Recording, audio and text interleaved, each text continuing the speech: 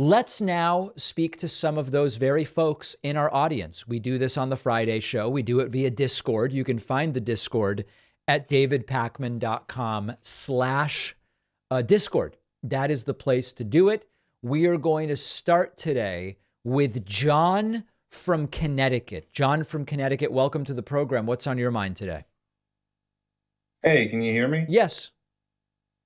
Cool. So, my question is more along the lines of why does it seem like so many people nowadays, especially on the right, seem to have a problem with any critical thinking?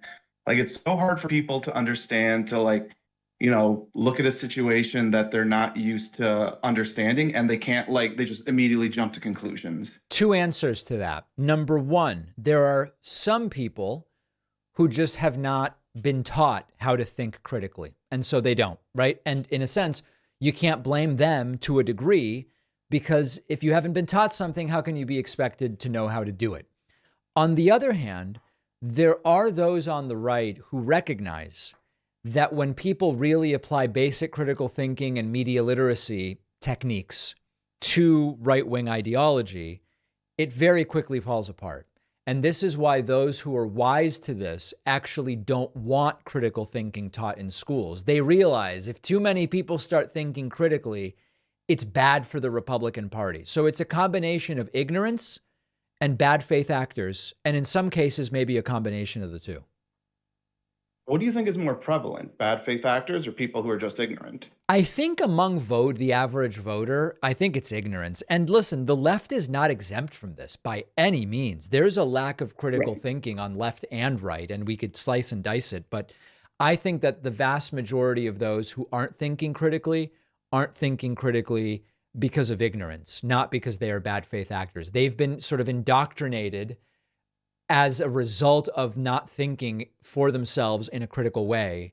And it's really an indictment on the educational system and the media system as well. Great.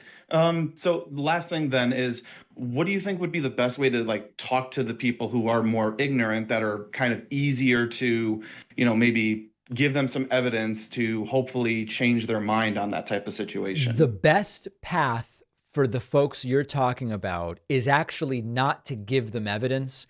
It's to know how to use a gentle, empathetic, Socratic method of questioning to get them to say, hey, maybe I'm not actually that solid in what I believe. So it's, where did you learn that? Oh, how do you know that's trustworthy? In general, how do you know what things are trustworthy? What's a good way of figuring out what to believe? That approach, rather than beating people over the head with evidence, is probably going to be more effective.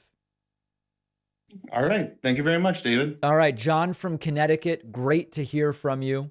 Why don't we go next to Nicole from Utah? Nicole, welcome to the program. Thank you so much, David. My question this time is actually going to be related to what Trump has said in relation to the Ukraine war. Do you think he has any chance, if he does get elected, which is a long shot anyways, does he have any amount of chance at stopping this war?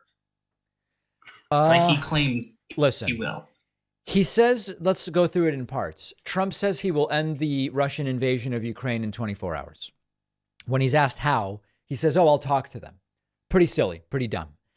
The only way that I see that conflict as ending quickly would be if basically Ukraine gives up and Russia just takes over. So even in the best scenario, it's not going to end in 24 hours. Now, does Trump have a chance at actually ending it?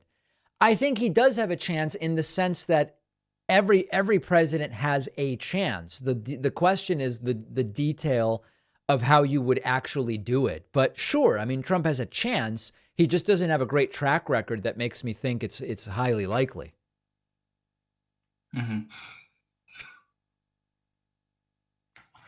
That's all I have for you today, David. All right. Thank you, Nicole. Nicole from Utah, great to hear from you once again. Here is the perfect Father's Day gift. Get him a Wi-Fi connected digital picture frame from Aura. Our sponsor, Aura, has been named the #1 best digital picture frame by Wirecutter, The Strategist, and Wired.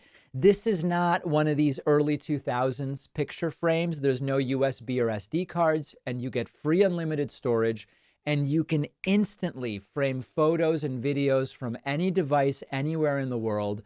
I have several of these. I got my dad one, and so now I take pictures of the baby, load them into his Aura frame, and they show up, and everybody loves it. You know, it's no more of these having to bring a slideshow when I visit.